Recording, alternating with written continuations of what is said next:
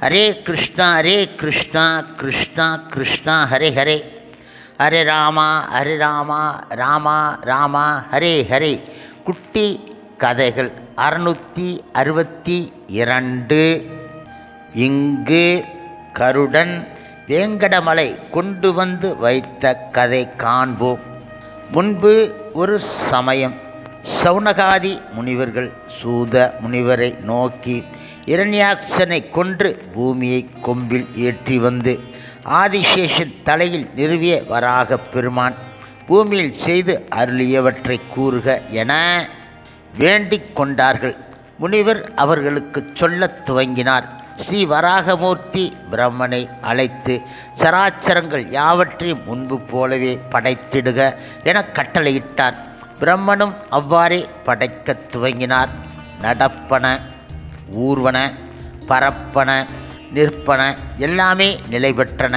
இவ்விதமாக படைக்கப்பெற்றவைகளை பாதுகாப்பதற்காகத்தான் நில உலகத்தில் தங்க வேண்டும் என கருதிய பகவான் கருடனை அழைத்து, இந்த பூ உலகத்து மாந்தர் என்னை பக்தியோடு பணிந்து பூஜித்து மேன்மை அடைவதற்காக நாம் இந்த பூ உலகத்தில் தங்குவதற்கு விரும்புகின்றோம். ஆகையால் என் உள்ளத்திற்கு பொருத்தமானதொரு குன்றம் வேண்டும். ஆகையால் நீ வைகுண்டம் சென்று தூய்மை உடன் கூடிய விளையாடல் குன்றம் ஒன்றினை எடுத்து கொண்டு வா என கட்டளையிட்டார். கருடனும் அவ்வாறே ஒரு குன்றை எடுத்து கொண்டு வர கௌதமி நதியின் தெற்கே 6 யோஜனை தூரத்தில் கீழ் திசை கடலுக்கு மேம்பால் 5 யோசனையில் ஸ்வர்ணமுகி நதிக்கரையில் வைப்பாய் என பகவான் கட்டளையிட்டார்.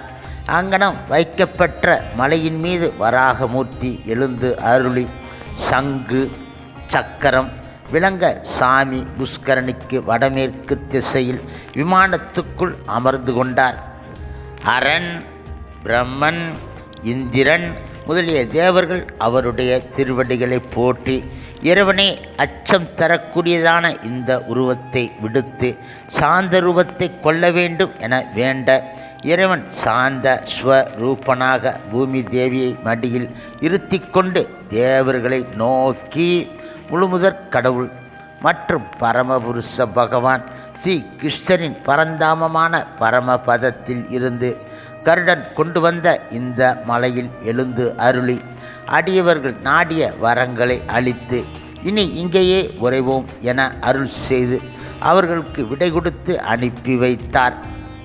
நீராடும் குளத்துடன் கருடன் கொண்டு வந்த அந்த ஆடல் குன்றத்தில் அமைந்த சாமி புஷ்கரணியில் மூழ்கியவர்கள் இன்புற்று வாழ்ந்து பரமபதம் அடைவது திண்ணம். சாமி புஷ்கரணியை பார்த்தாலும் அதன் பெயரை சொன்னாலும் நினைத்தாலும் பாவம் போய்விடும். அதன் பெருமையை தேவர்களாலும் கூற முடியாது என சூதமுனிவர் கூறினார். இது வராக புராண பொருள் ஆகும். ஹரே கிருஷ்ணா கிருஷ்ணா கிருஷ்ணா ஹரே ஹரே, ஹரே ராமா ராமா ராமா ஹரே ஹரே. ஸ்ரீல பிரபுபாதரின் சேவையில் இஸ்கான் பக்தர்கள்.